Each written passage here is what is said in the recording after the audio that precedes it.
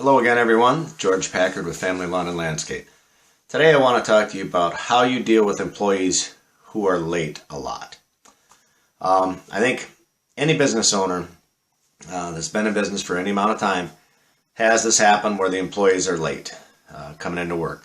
I remember, I'll tell you real quick, when I went down to Florida this last summer, I got down there and I'm pretty much the boss of the company. So the guys all know that I'm going to be there and be there at 7 o'clock in the morning. So I come rolling up, get out of my truck. One of the guys, out of all the guys that are supposed to be there at 7 o'clock in the morning and go to work, one guy's late. Okay, not a big deal. He just kind of walks up, I act like I'm looking at my watch. Hey man, what's going on? And I hear the excuse, traffic, whatever. All right. I let him know by my little gesture, that I noticed that. That's the first thing you need to do. Let them know that you notice they're late. Don't just shrug it off and look away from it. Let them know that they're late and you notice, okay? The second day, he's on time. The third day, he's late again. At this point, it's starting to annoy me. So I talk to him about it. Bring it up. Tell him what's up, okay? And, I don't know what he got out of that, but for the next couple of days, the guy was on time. Then turn around, it was like a Friday or whatever, third day, late again. Tells me he got stuck behind a train. Okay, here's an idea. Leave for work a little bit earlier so that you can make sure you're on time, because I'm not going to put up with that stuff, okay?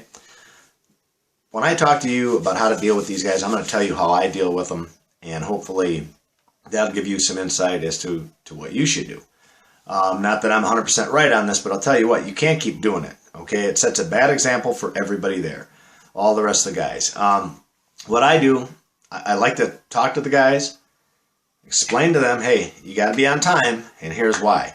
If I've got, X many guys standing here waiting to go to work today, and everybody's standing around waiting for you because we all go fuel up together, and you're late, I'm paying all these guys to sit here and do this.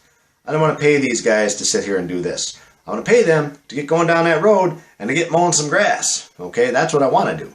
You are single-handedly making me pay these guys to sit here and do this. That's got to stop. Okay?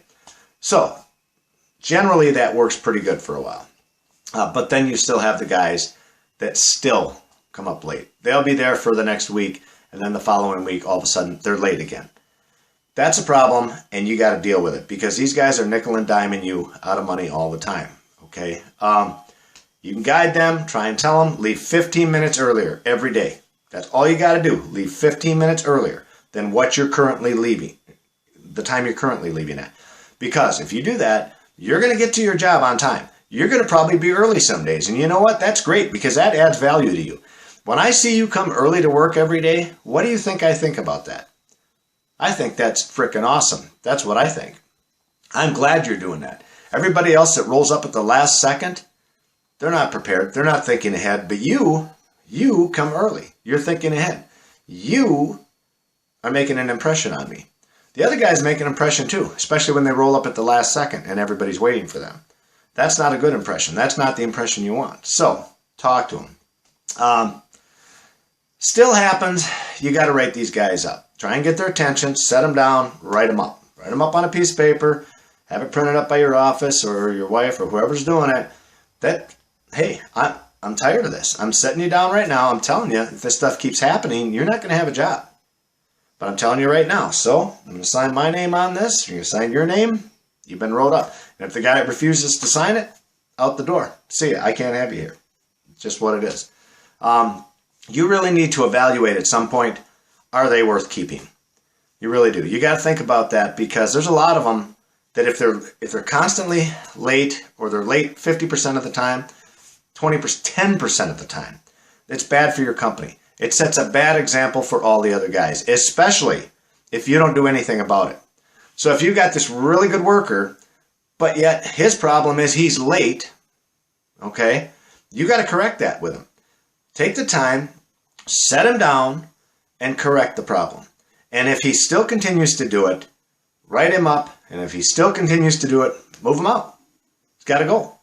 Okay? You can't have this. As much as you like that guy, you've got to stop it. Just stop the madness. Okay? It's just hurting you. It's hurting your business. It's showing the other guys that, hey, you're letting this guy get away with it. We're going to start doing it too. So you need to be preemptive and stop that. Okay?